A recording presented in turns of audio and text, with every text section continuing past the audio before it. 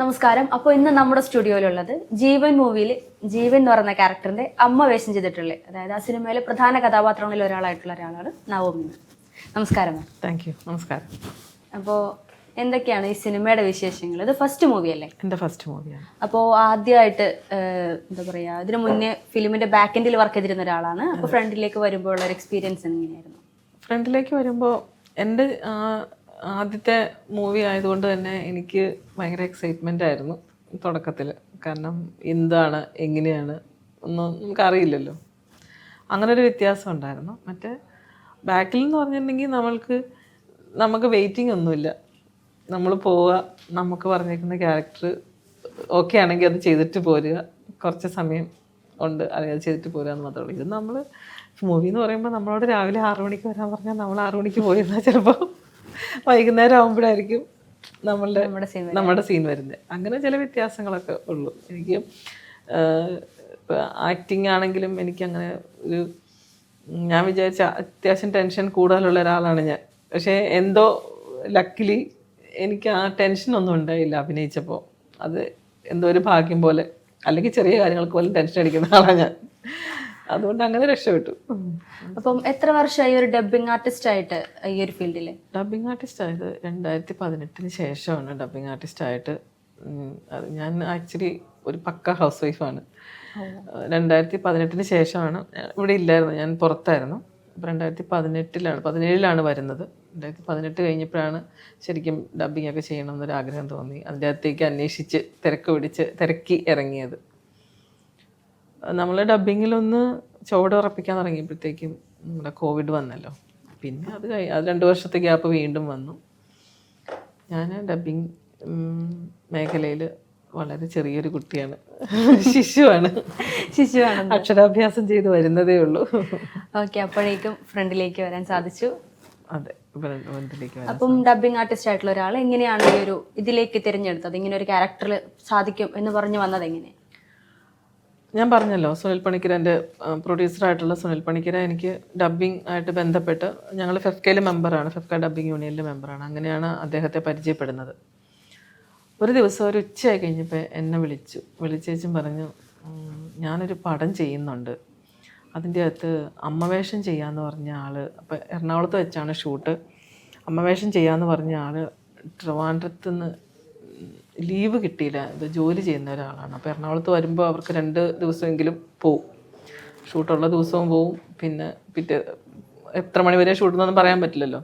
അവർക്ക് ലീവ് കിട്ടിയില്ല. അപ്പം എന്നെ വന്ന് ഇതൊന്ന് ചെയ്തു തരുമോ എന്ന് ചോദിച്ചു.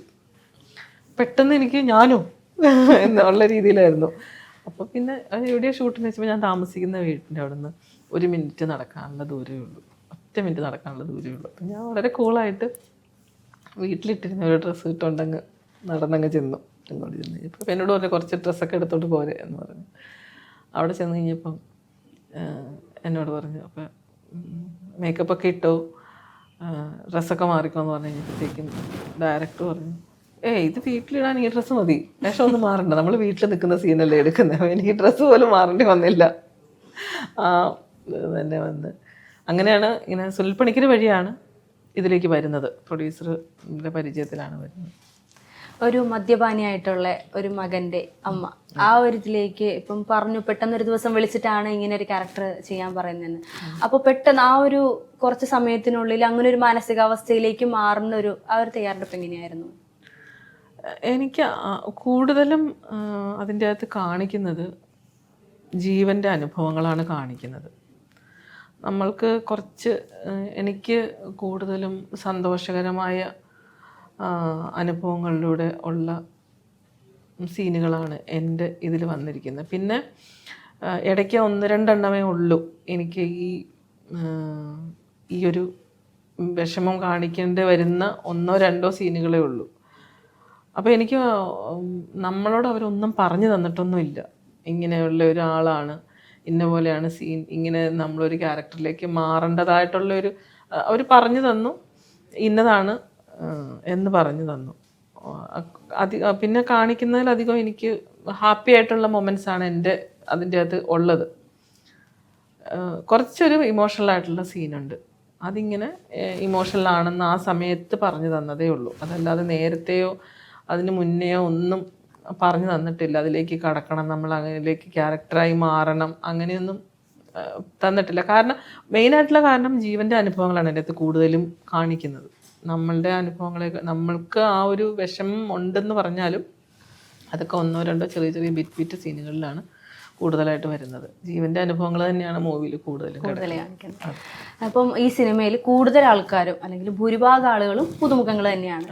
അപ്പോൾ അങ്ങനെ എല്ലാ പുതുമുഖങ്ങളുടെ ഇടയിൽ നിന്ന് വർക്ക് ചെയ്തപ്പോൾ ഉണ്ടായിരുന്ന ഒരു അങ്ങനെ എന്തെങ്കിലും ഫീൽ ഉണ്ടായിരുന്നു, ഒരു സെപ്പറേഷൻ പോലെ?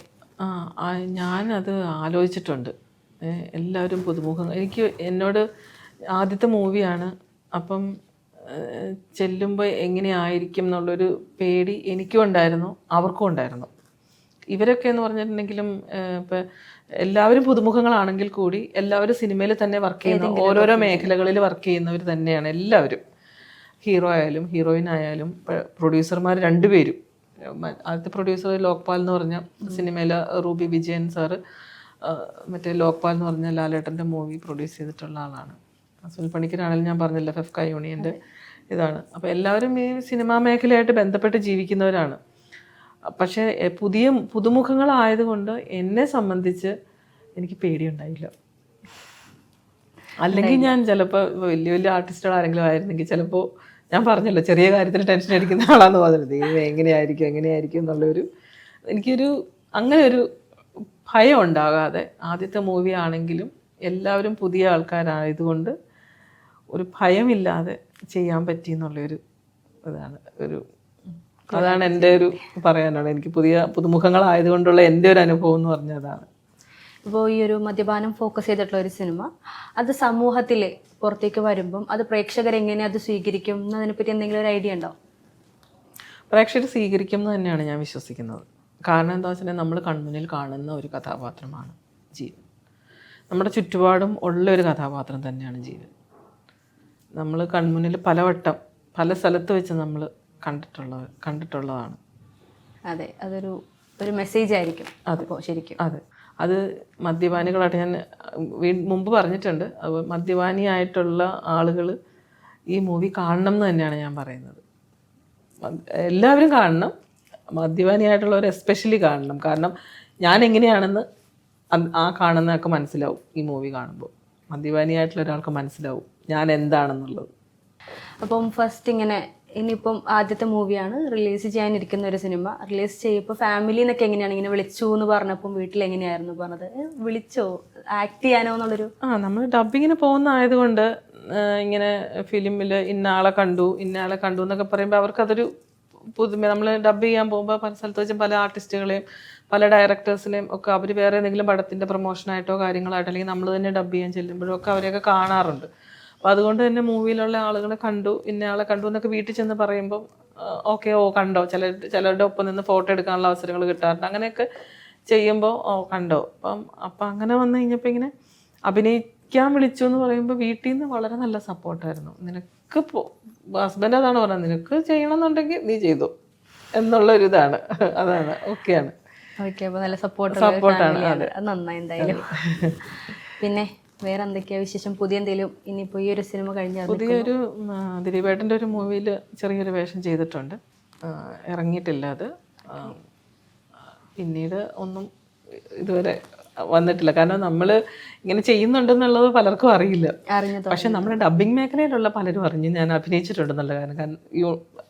അതുകൊണ്ട് കഴിഞ്ഞ ആഴ്ച ഡബ്ബിങ്ങിന് ഒരാളോട് ചോദിച്ചു, കുറച്ചായല്ലോ എന്നെ ഡബ്ബിങ്ങിന് വിളിച്ചിട്ട് എന്താ വിളിക്കുക, ചേച്ചി ഇപ്പോൾ ഡബ്ബിങ്ങിനൊക്കെ പോകുന്നുണ്ടോ, ഇപ്പം മൊത്തം ആക്ടിങ് അല്ലേ. അതാണ് ഇപ്പോൾ. അതുകൊണ്ട് ഇപ്പോൾ ഡബ്ബിങ്ങിന് ആരും വിളിക്കുന്നില്ല. പലരും ചേച്ചി ഇപ്പോൾ ഡബ്ബ് ചെയ്യാൻ പോകുന്നുണ്ടോ, അല്ലെങ്കിലേ നമുക്ക് വർക്കുകൾ കുറവാണ്. ഏതാ കൂടുതൽ ഇപ്പം അഭിനയിച്ചു ഡബ്ബ് ചെയ്യുന്നു ഏറ്റവും ഇൻട്രസ്റ്റിംഗ് ആയിട്ടുള്ള ഫീൽഡ് ഏതാണ് ഇഷ്ടം? ഡബ്ബ് ചെയ്ത് പോകാനാണോ അതോ ആക്ടിങ്ങിലേക്ക് തിരിയാനാണോ? ആക്ടിങ് ചെയ്യാൻ ഇഷ്ടം തന്നെയാണ്. ആക്ടിങ് ചെയ്യണം എന്ന് തന്നെയാണ്, മുന്നോട്ട് ചെയ്യണം എന്ന് തന്നെയാണ് ആഗ്രഹവും. ഡബ്ബ് ചെയ്യുമ്പോഴാണ് നമുക്കൊരു ചെയ്ത് കറക്റ്റായി ചെയ്തു എന്ന് തോന്നുമ്പോൾ ഉള്ളൊരു സന്തോഷം ഉണ്ട്. കാരണം ഞാൻ ആഗ്രഹിച്ചത് ഡബ്ബിങ് ചെയ്യണം എന്നുള്ളതാണ്. പക്ഷെ അതിൻ്റെ അകത്ത് എന്ന് പറഞ്ഞാൽ നമുക്ക് എല്ലാവരും, ഞാൻ പറഞ്ഞില്ലേ, സ്വന്തം വോയിസിൽ പോകുന്നതുകൊണ്ട് തന്നെ നമുക്ക് അവസരങ്ങൾ കുറവാണ്.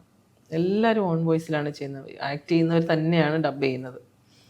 അപ്പം നമ്മൾക്കുള്ള അവസരങ്ങൾ വളരെ കുറവാണ്. അതെ, വളരെ കുറവാണ് അവസരങ്ങൾ. അപ്പം അങ്ങനെ വരുമ്പോൾ